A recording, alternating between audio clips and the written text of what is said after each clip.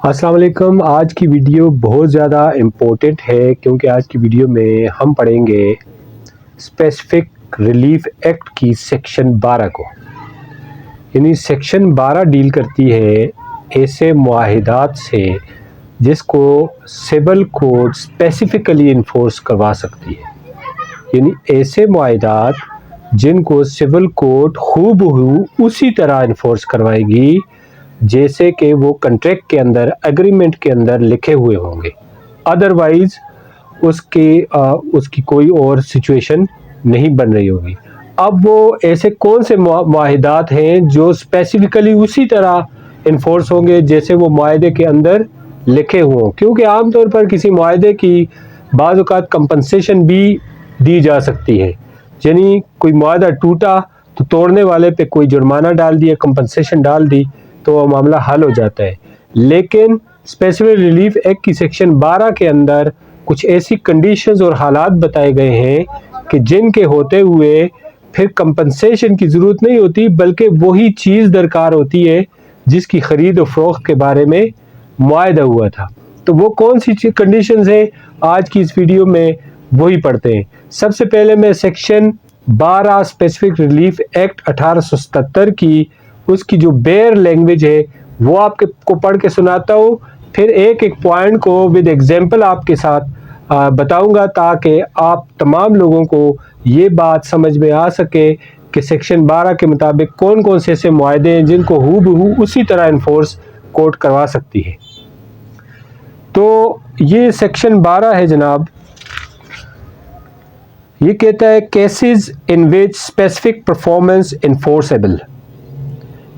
except as otherwise provided in this chapter the specific performance of any contract may in the discretion of the court be enforced، یعنی یہ court کی discretion ہے کہ وہ کسی ایسے معاہدے کو جس کی آگے اصول بتائے گئے ہیں اس کو اسپیسیفکلی انفورس کروائے یا نہ کروائے اس کی مرضی ہوتی ہے۔ تو وہ کون سے ہیں؟ Number a, when the act agreed to be done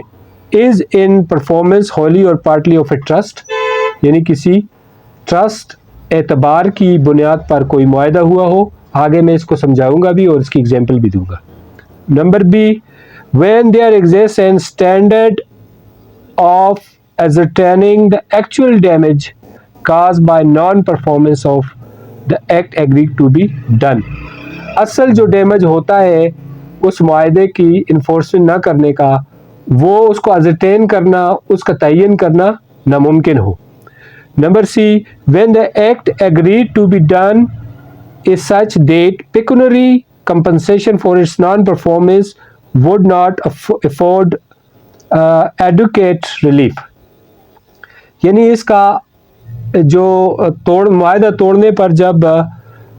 party کو ایڈوکیٹ جو ہے وہ اچھا خاصا ریلیف نہیں مل سکتا تو بھی وہ معاہدہ جو ہے وہ اسپیسیفک انفورس ہو سکتا ہے۔ اور نمبر ڈی ہے when it is probable that pecuniary compensation cannot be got for the non-performance of the contract agreed to be done، یعنی اس کنٹریکٹ کی بنیاد پر جب پیسے بھی اس کا نعم البدل نہ ہو، پیسوں سے بھی اس کا ازالہ نہ کیا جا سکتا ہو تو پھر ایسے معاہدے کو بھی اسپیسیفکلی انفورس کروایا جا سکتا ہے۔ یہ سیکشن 12 جو ہے اس کی جو موٹی لینگویج ہے وہ یہ کہتی ہے۔ اب اس کے اندر جو پہلی کنڈیشن بتائی گئی ہے کہ کون سا معاہدہ اسپیسیفکلی انفورس ہوگا، اس میں پہلی جو ہے وہ ٹرسٹ کو بتایا گیا ہے، یعنی ٹرسٹ یہ ہے کے طور پر یا کسی وعدے کے طور پر کسی نے کسی کو پراپرٹی دی اور اس پہ کوئی کنٹریکٹ موجود ہو تو پھر اس پہ کیا ہوگا کہ وہ اسپیسیفکلی انفورس ہو سکتا ہے، یعنی وہ ٹرسٹ کی بنیاد پر اگر وہ معاہدہ کیا گیا ہو۔ مثال یہ ہے کہ ایک شخص سے زید جو کہ اپنے دوسرے شخص دوست عمر کو کچھ قیمتی کتابیں حوالے کرتا ہے ٹرسٹ کی بنیاد پر کہ یہ اپنے پاس رکھو اور اگر میں واپس نہ آیا تو یہ بکس جو ہیں وہ لائبریری کو ڈونیٹ کرنی ہے۔ اب جو عمر ہے وہ کتابیں لینے کے کچھ عرصے کے بعد ان کتابوں کو اپنے لیے فروخت کر دیتا ہے۔ اب جب زید کو اس بات کا علم ہوتا ہے کہ اس نے تو یہ کتابیں فروخت کر دی ہیں جبکہ میں نے تو لائبریری کو ڈونیٹ کرنے کے لیے کہا تھا، تو پھر وہ عدالت سے رجوع کر کے اسپیسیفکلی اس سے وہی کام لینے کی استدعا کرے گا کہ یہ جو بک یہ بیچ رہا ہے یا اس سے بیچ لیے یہ واپس کر کے اس لائبریری کو ڈونیٹ کرے. تو ایسی ٹرسٹ کی بنیاد پر جو کنٹریکٹ ہوتے ہیں، ٹھیک ہے، اعتبار کی بنیاد پر، تو ان کو ہو بہو اسی طرح انفورس کرواتی ہے، ڈسکریشن آف دا کورٹ ہے، جیسے کہ وہ معاہدے کے اندر تحریر ہو. دوسری بات اس میں اس سیکشن کے اندر امپورٹنٹ یہ ہے کہ نو standard for damages. Know standard for damages کا کیا مطلب ہے؟ مطلب جب معاہدہ ٹوٹنے سے ہونے والے اصل نقصان کا اندازہ لگانا ناممکن ہو، یعنی کسی معاہدہ کو توڑنے سے اس کو کتنا نقصان ہوا ہے اس کا اندازہ لگانا ناممکن ہو. اس کی مثال یہ ہے کہ اگر ایک شخص کے پاس مغلیہ دور کی ایک تلوار موجود ہے اور وہ کسی دوسرے شخص سے ایک معاہدہ کرتا ہے اس تلوار کو بیچنے کا اور اس سے رقم بھی لے لیتا ہے. اب وہ کیا کرتا ہے کہ اس تلوار کو بیچنے سے مکر جاتا ہے یا کسی اور کو بیچنے کا وہ کرتا ہے، نیت کرتا ہے. تو اب یہ جو تلوار خریدنے والا شخص ہے، یہ اس تلوار کو خریدنے کے لیے کہ تاکہ یہ تلوار جو شخص اس کو بیچ رہا ہے وہ وہی تلوار اس کو دے دے. کیوں؟ وہ عدالت آئے گا اور اسپیسیفک پرفارمنس کا دعویٰ کرے گا کہ اس نے میرے ساتھ یہ کنٹریکٹ کیا ہے، یہ پیسے وصول کیے، اب یہ مکر رہا ہے یہ تلوار مجھے دینے سے، اور مجھے یہی تلوار چاہیے کیونکہ یہ مغلیہ دور کی ایک نایاب تلوار ہے، اس طرح کی کوئی تلوار اور مجھے ملنی نہیں ہے، اور نہ اس کا نعمت بدل کوئی پیسے ہیں، کوئی جرمانہ ہے. تو اس لیے عدالت اس کنٹریکٹ کو بھی اسپیسیفکلی انفورس کروا سکتی ہے جس میں اس چیز کا کوئی نعمت بدل نہ ہو، کمپنسیشن یا ڈیمیجز یا منی یا پیسے اس کا کافی ریلیف نہ ہو. تو ایسی صورت میں بھی وہ اسپیسیفکلی ہی انفورس ہوگا. اور تیسری جو بات ہے وہ ہے منی از ناٹ ریلیف، یعنی جس معاہدے میں پیسے جو ہیں وہ کافی ریلیف نہ ہو. اس کی مثال کیا ہے جی؟ اس کی مثال یہ ہے کہ ایک شخص ہے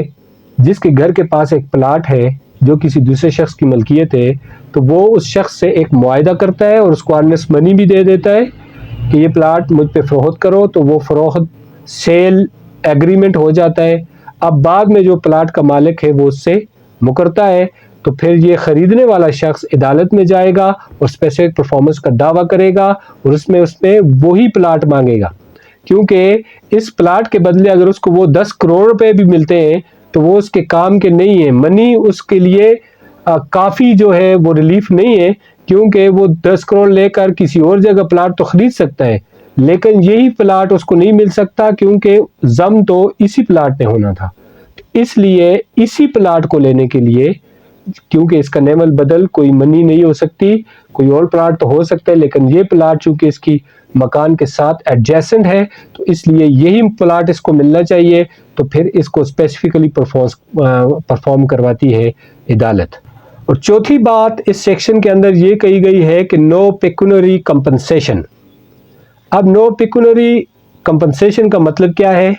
کہ جو شخص معاہدہ توڑتا ہے وہ اس قابل ہی نہیں ہے کہ وہ پیسے ادا کر سکے گا، یعنی وہ بینکرپٹ ہو گیا ہے، وہ دیوالیہ ہو گیا ہے، اب اس کے پاس پیسے ہیں نہیں کہ وہ بطور ہرجانہ وہ اس کو دے گا اپنے معاہدے کے عوض. تو پھر عدالت اسپیسیفکلی اس معاہدے کو انفورس کروا سکتی ہے. اس کی مثال یہ ہے کہ مسٹر اے کے پاس کچھ مشینری ہے جو خاص قسم کی مشینری ہے،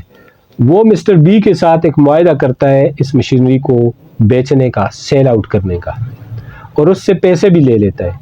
اب کچھ وقت گزرنے کے بعد وہ اس معاہدے سے مکر جاتا ہے. جب وہ اس معاہدے سے مکرتا ہے تو مسٹر بی جب اے کے بارے میں معلومات کرتا ہے تو اس کو یہ معلوم ہوتا ہے کہ اس کے پاس تو کوئی پیسے نہیں ہیں، اس کے پاس کوئی بینک اکاؤنٹ نہیں ہے، وہ تو بینکرپٹ دیوالیہ ہو گیا ہے، اس لیے وہ اس کو ہرجانہ پیسے وغیرہ نہیں دے سکتا. تو اب اس کو یہی مشینری چاہیے، تو وہ عدالت میں آ کر اسپیسیفک پرفارمنس آف کنٹریکٹ کا دعویٰ کرے گا. یعنی